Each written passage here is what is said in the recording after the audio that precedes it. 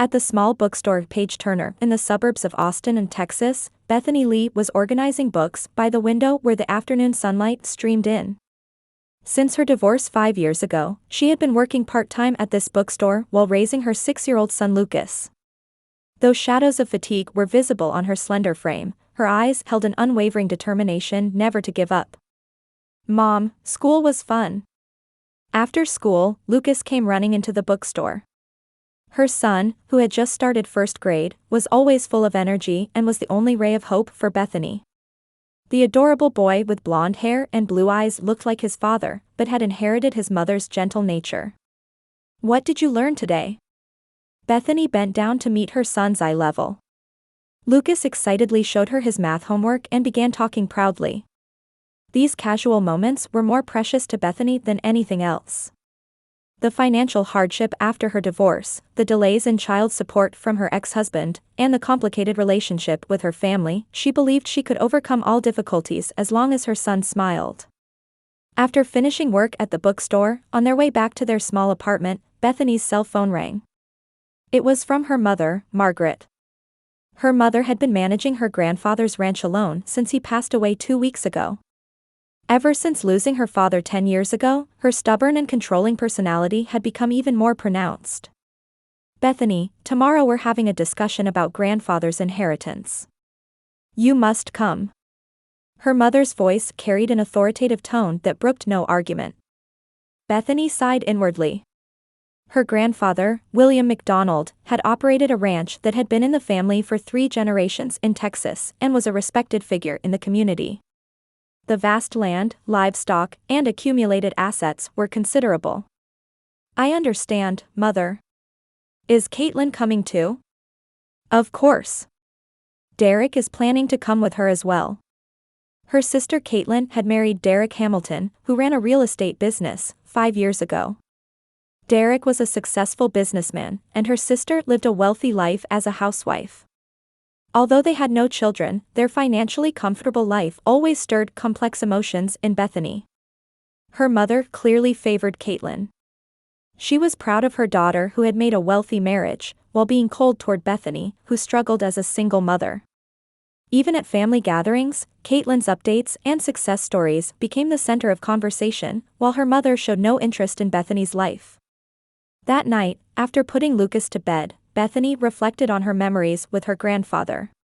Grandfather was the only person in the family who understood and supported her. When she was hurt by her divorce and when she faced financial difficulties, grandfather quietly extended a helping hand. The last time they met, grandfather said, "You're a strong child. Someday you'll surely be rewarded." And he seemed about to say something important, but then her mother entered the room and the conversation was cut short. The next morning, Bethany left Lucas with a neighbor and headed to her mother's house. Margaret's house at the entrance to the ranch was a magnificent mansion that grandfather had built. When she arrived, Caitlin and Derek's luxury car was already parked there. When she entered the living room, her mother and Caitlin were sitting on the sofa chatting. Derek stood by the window, gazing at the ranch scenery. He had a reserved personality and always seemed to hide in his wife's shadow. However, when Bethany entered the room, only he turned around and gave a slight bow. "You're late, Bethany." Her mother's first words were reproachful. Caitlin placed an expensive designer bag on her lap and looked at Bethany with an expression full of superiority. The two sisters were completely opposite in both appearance and personality. Caitlin was flashy and outgoing, Bethany was plain and introverted. Her mother constantly praised Caitlin's style and kept telling Bethany to be more feminine. In this family power dynamic, Bethany was always placed in an inferior position.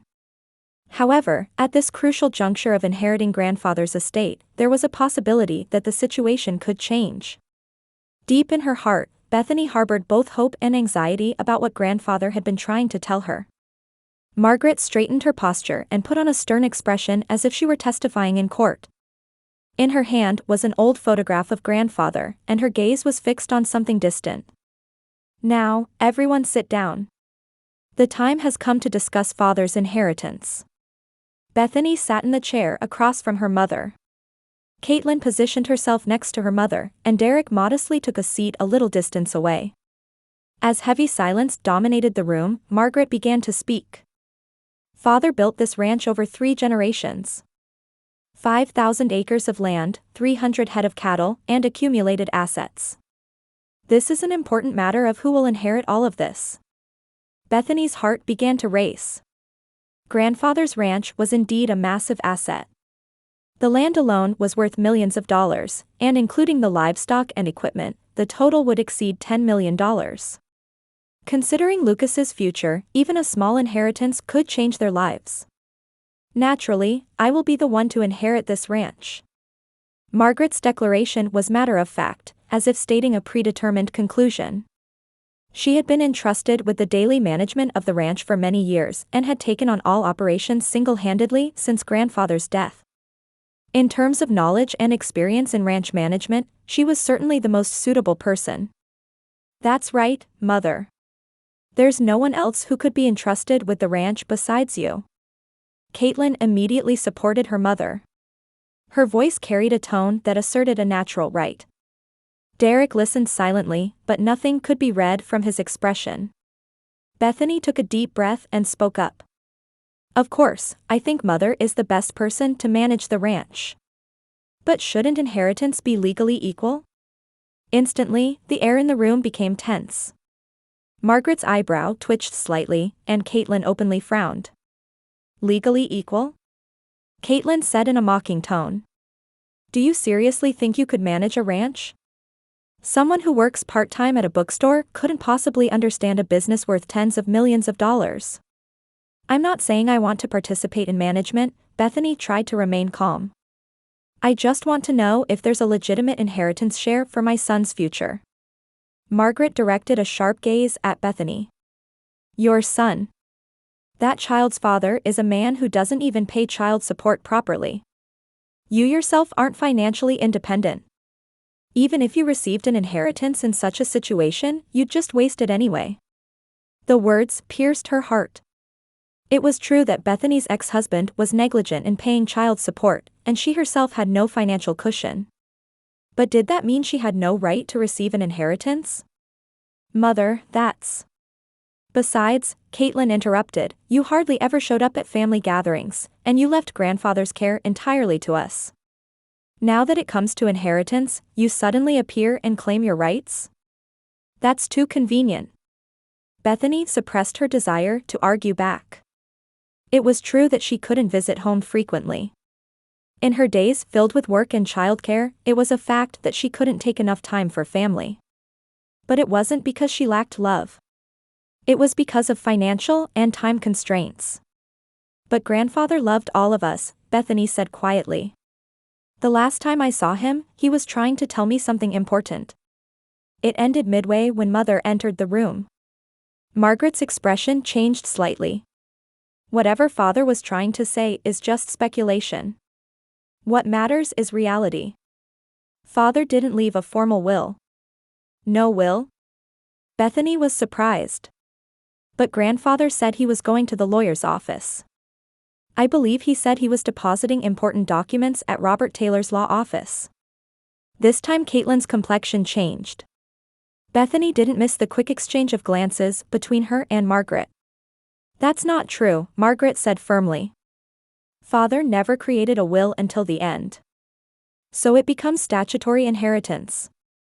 Then all the more reason I should have inheritance rights, Bethany persistently argued. Under Texas law, when a spouse has died, the children should inherit equally. Derek spoke for the first time. Bethany, legally that's certainly true. But realistically speaking, a ranch is an indivisible asset. The only option would be to sell it and convert it to cash. Margaret flew into a rage. Sell it? Selling a family business that has continued for 3 generations, Father would be crying in his grave. This ranch is the family's pride. That's exactly why we should follow proper legal procedures. Bethany didn't back down. If grandfather really didn't leave a will, we need to confirm that officially. How about we go to Taylor's law office next week to verify? At the moment of her suggestion, the air in the room froze. Margaret and Caitlin's expressions instantly stiffened, and a color of fear appeared. The reaction was brief, but it was clearly visible to Bethany's eyes. "There's no need for that," Margaret said in a flustered manner. "I already confirmed that. Father didn't create a will. But what's the problem with verifying it just to be sure?" Bethany questioned. "If there's no will, it would be good to make that clear." Caitlin stood up. "You're really persistent, aren't you? If Mother says so, that should be sufficient." "But that's enough," Margaret waved her hand. "If you insist, let's go to Taylor's office next Friday. I'll clear up your doubts there." Margaret's expression at that moment was stern, as if accepting a challenge. Caitlin also looked at Bethany with calculating eyes. Only Derek wore a confused expression, looking back and forth between his wife and mother-in-law. The discussion ended there. As she was leaving, Derek approached Bethany. "Drive carefully." His words carried something beyond mere social courtesy. Bethany looked into his eyes, but Derek quickly averted his gaze. On the way home, Bethany continued thinking about her family's reactions. The agitation of her mother and sister when the will was mentioned was clearly abnormal. If there truly was no will, why had they panicked so much? The answer to what grandfather had been trying to tell her might be revealed next week. On weekend morning, Bethany was having breakfast with her son Lucas. While watching her son's innocent smile as he stuffed his cheeks with pancakes, she was thinking about next week's verification at the lawyer's office. Then her mother called. "Bethany, could you come to the ranch today? I want to organize grandfather's old belongings. I need help."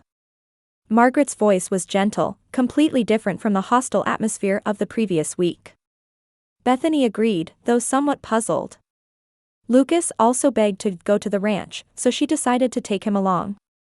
Around 1 p.m., Bethany and Lucas arrived at the ranch. Caitlin and Derek's car was already parked there, and the family seemed to be working on something behind the main house. Lucas was very excited about his first visit to the ranch in a long time and wanted to run around the vast grounds. "Mom, I want to go see the cows." "Later. First let's say hello to everyone." Bethany took her son's hand and headed toward where the family was. Margaret and Caitlin were talking in front of some old farm equipment. Derek stood alone at a distance, looking like he was deep in thought. "Oh, you came," Caitlin turned around. "Perfect timing. Could you help us move grandfather's old tools to the barn?" The work was more labor-intensive than expected. The farm tools and equipment that grandfather had used for many years were heavy, and many were difficult for women to carry alone. Derek mainly handled the heavy items, while the women carried lighter things. Lucas also tried hard to carry light tools with his small hands. After about 2 hours of work, Margaret made a suggestion. "Everyone, good work. Let's take a break." "Oh, Bethany, have you ever seen the old well in the back of the ranch?" Bethany shook her head.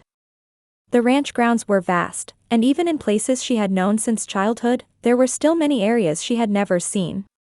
"It's a dangerous place," Margaret continued.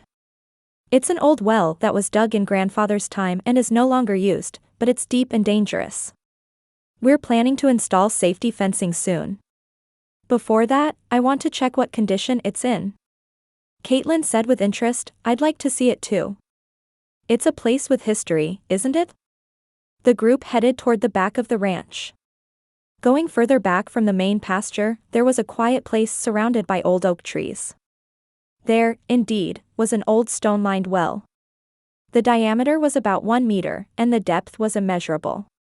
Grass had grown around the well, indicating it had been abandoned for many years. "Wow, it's deep." Lucas excitedly tried to approach the well. "Stay away, it's dangerous," Bethany hurriedly stopped her son. "It really is deep." Caitlin put her hands on the edge of the well and peered in. "I can't see the bottom." Margaret continued her explanation. "I've heard it's about 15 meters deep. It used to be used as the ranch's water source, but now we have running water, so it's not needed. But for the safety of livestock and children, we need to build proper fencing." Derek was examining the structure of the well. "The stonework looks solid. But it's certainly dangerous. If someone accidentally fell in, it would be a disaster. Exactly, Margaret agreed. That's why I wanted you to check the situation too, Bethany. It's especially dangerous for small children like Lucas. Bethany was convinced and approached the edge to look at the well's condition in detail. It was indeed a deep well, and she could see the faint reflection of water at the bottom. She thought installing safety fencing was urgent. Mom, I want to see too, Lucas tugged at Bethany's sleeve. All right. But stay with Mom. Bethany decided to pick up her son and let him look at the well while ensuring his safety. Balancing Lucas's weight, she carefully approached the edge of the well. At that moment, she felt a strong impact on her back. Someone had pushed her forcefully with both hands. Bethany, losing her balance while holding her son, fell forward. She tried desperately to steady herself, but the edge of the well was slippery, and she couldn't resist gravity. The sensation of falling into the dark well. Her maternal instinct to protect her son kicked in, and at the moment of falling, Bethany held Lucas tightly to her chest and wrapped her body around her son. Cold water struck her body. About 2 meters of water had accumulated at the bottom of the well, and Bethany's body hit the water surface violently. While pushing her son above the water surface, she desperately tried to surface herself, thrashing her legs. Margaret's voice could be heard from above. However, it wasn't a voice of worry or surprise, but cold and calculated. That solves the inheritance problem. The words were unbelievable. While struggling in the water, Bethany couldn't accept the reality. Her own mother had pushed her and her grandson into the well. Then Caitlin's laughter could be heard. A high-pitched laugh, as if she were hearing an amusing joke. Goodbye. Stones began falling. Caitlin was throwing stones into the well. While protecting her son, Bethany desperately tried to avoid the falling stones. One stone grazed Bethany's forehead, and blood began to seep. Mom, I'm scared. Lucas cried out. It's okay, Mom is here, Bethany encouraged her son with a trembling voice. However, the situation was hopeless. The well walls were smooth stonework with no handholds. The water was cold, robbing her of body heat. There was a limit to how long she could keep swimming while holding her son. The voices from above gradually grew more distant. Her mother and sister were leaving, confident that their crime had succeeded. In the pitch-black well, Bethany fought against despair. While feeling her son's warm body, she tried to think of some way to survive. But as time passed, her strength was depleting and hope was fading. God, please, Bethany prayed in her heart. Please save at least my son. In the cold water, mother and child clung to each other while waiting for a miracle. Above them, the people they had believed were loving family members wished for their death, facing this cruel reality. 30 minutes had passed in the well. Bethany's strength was nearing its limit. The cold water continued to rob her of body heat, and trembling ran through the arms supporting her son. Lucas had been crying and screaming at first, but now he was exhausted and only clinging to his mother. Mom, are we going to die? Faced with this question from her 6-year-old son, Bethany couldn't lie. But she also couldn't take away his hope. It's okay. Someone will surely come to help us.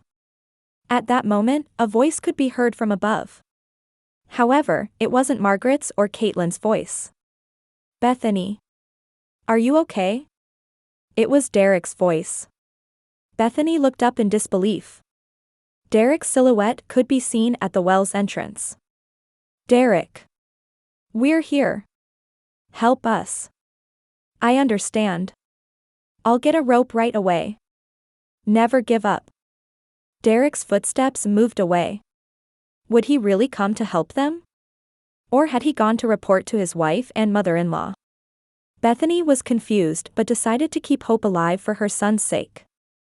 10 minutes later, Derek returned. He lowered a thick rope into the well. Bethany, grab this rope. I'll pull Lucas up first, so tie him to the rope. Bethany grasped the rope with trembling hands. Following Derek's instructions, she securely fastened her son to the rope. Lucas was paralyzed with fear but summoned courage with his mother's encouragement. Lucas, Uncle will pull you up, so hold tight to the rope. Derek carefully pulled the rope up and rescued Lucas from the well. With her son's safety secured, Bethany shed tears of relief. Now it's your turn, Derek lowered the rope again. Bethany used her last strength to grab the rope. With Derek's powerful pulling, she was finally able to escape from the well. The moment she reached the surface, she collapsed to the ground. Her whole body was shaking, and her lips had turned purple. Derek covered the mother and child with wet blankets and immediately put them in the car. We're heading to the hospital. But first, I have something to explain. While driving, Derek revealed an astonishing fact. Actually, I've been recording conversations between my mother-in-law and wife for several weeks. They were planning to eliminate you to monopolize the inheritance. Bethany was frozen. Recording? My wife's behavior had been unnatural recently. She was having secret phone conversations with my mother-in-law in the middle of the night more frequently. I became suspicious and installed recording equipment in the house. Derek took a small recorder from the car's dashboard. This contains recordings of their conversations, including the concealment of the will and even plans for your murder. Bethany's head was spinning. Concealment of the will? Grandfather did create a will. It's deposited with Lawyer Taylor. According to that will, 60% of the ranch goes to you, and 40% to my mother-in-law. It was a shocking truth. Grandfather had trusted her the most. Learning this, her mother and sister had hidden the existence of the will and planned to murder her. And I filmed today's attempted murder from a distance too, Derek continued. When you said you would go to the lawyer's office, they panicked. Today's work was a trap. While receiving emergency treatment at the hospital, Bethany and Lucas gradually recovered their body temperature. The doctor diagnosed mild hypothermia and minor scrapes, no life-threatening conditions. Derek called the police. The recorded and video evidence was decisive, and the police immediately began an investigation. Why did you help us? Bethany asked Derek. Derek wore a bitter expression. For 5 years since marrying my wife, I've seen her true character. Her abnormal obsession with money, her cruelty toward others. But this time it was murder. I couldn't overlook that. But Caitlin is your wife. Doing the right thing is more important than blood relations. You and Lucas have done nothing wrong. Especially Lucas is an innocent child. I cannot forgive anyone, even if she's my wife, who would try to kill a child for their own gain. The next morning, Margaret and Caitlin headed to Taylor's law office. They believed that Bethany and Lucas had died in the well and that the inheritance problem was solved. They intended to maintain the lie that there was no formal will and monopolize the ranch.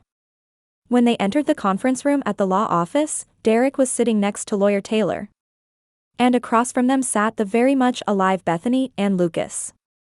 The color drained from Margaret's face. Impossible, you're alive? Caitlin was speechless, just trembling. Yes, we're alive, Bethany answered calmly. Thanks to Derek. At that moment, police officers entered the conference room. They had arrest warrants in hand. Margaret McDonald and Caitlin Hamilton, you're under arrest for attempted murder. Derek stood up and submitted the recordings and video to the police. Margaret and Caitlin's crimes were completely proven. Lawyer Taylor read grandfather's formal will. William McDonald had indeed specified that 60% of the ranch would go to Bethany and 40% to Margaret. Also, most of the cash assets were left to Bethany and Lucas. Why did you do such a thing? Bethany asked her handcuffed mother and sister. Margaret tried to maintain her dignity to the end. You don't have the ability to manage the ranch. It was to protect the family business. You tried to kill your family to protect the family business? Bethany said with sorrow.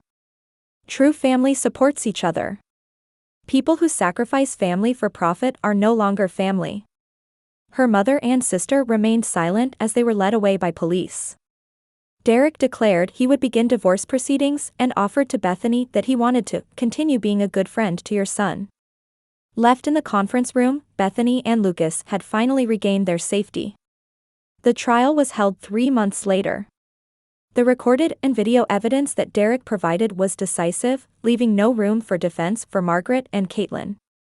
The recordings played in court contained vivid conversations of the two planning Bethany's murder to monopolize the inheritance. "As long as that woman exists, we'll lose the ranch," Margaret's voice echoed in the courtroom. "If we make it look like an accident, no one will suspect." Caitlin's voice followed. "The well would be perfect. It's deep and no one can come to help." On the day of sentencing, the judge sentenced Margaret to 10 years in prison. Caitlin was sentenced to 7 years. Both accepted their verdicts without appeal. Derek completed his divorce proceedings with Caitlin and began walking a new path in life. He offered to Bethany that he wanted to support each other as family, but proposed building a relationship as true friends, not a romantic one. Bethany decided to sell the ranch she inherited from her grandfather. The 5,000 acres of land and livestock were transferred to a young local agricultural manager at a fair price. The proceeds reached $8 million, more than enough for Lucas's education fund and their new life together. A year later, Bethany opened a small bookstore in downtown Austin. Named at Page Turner Cafe, the store was a warm space that combined a bookstore and cafe. It became beloved by local people, and children's story time and book clubs were held regularly. "Mom, we sold lots of books today too," 7-year-old Lucas said happily. "Yes. I'm happy that everyone loves books," Bethany stroked her son's head. The terrifying experience in the well was feared to leave trauma in Lucas, but through counseling and his mother's love, he recovered remarkably. Rather, from that experience he learned the importance of having the courage to do what's right. Derek often visited the bookstore on weekends, playing with Lucas in the park and helping with his homework. Though he had no blood relation, he had become an ideal father figure for the boy. There were no romantic feelings between the two adults, but they were bound by deep trust and friendship. One Sunday afternoon, when the three were having tea in the cafe corner of the bookstore, Lucas asked a question. "Mom, why did Grandma and Aunt try to kill us?" Bethany carefully chose her words. "Money is important, but it's not more important than families' lives. But sometimes people can't make the right decisions because of money. Uncle Derek helped us, didn't he?" "That's right. Even without blood relations, people who extend a helping hand when we're in trouble are true family." Derek smiled and said, "Family means people who care about each other and protect one another. Blood relation alone doesn't make you family." The evening sun streamed through the bookstore window, warmly illuminating the three faces. Margaret and Caitlin were serving their sentences in prison, but Bethany didn't hate them. Rather, she kept it in her heart as a sad lesson about how obsession with money can blind people. Lucas made many friends at his new school and had excellent grades. With the education fund inherited from his grandfather, any path would be possible for his future. Most importantly, through his mother's love and the support of Derek, his true friend, he was developing a healthy and kind heart. Every night, while putting her son to bed, Bethany offered prayers of gratitude to her grandfather. Without grandfather's loving will, their current peaceful life wouldn't exist. And without Derek's courage appearing at the most difficult time, mother and child would have lost their lives. True family isn't determined by blood relations. People who support each other in difficult times and have the courage to act for what's right are real family. People who sacrifice loved ones for profit are not family, no matter how much blood they share. On the small sign of the bookstore was written, "Every story has hope." The new story of Bethany, Lucas, and Derek would continue as a story of hope filled with love, courage, and justice.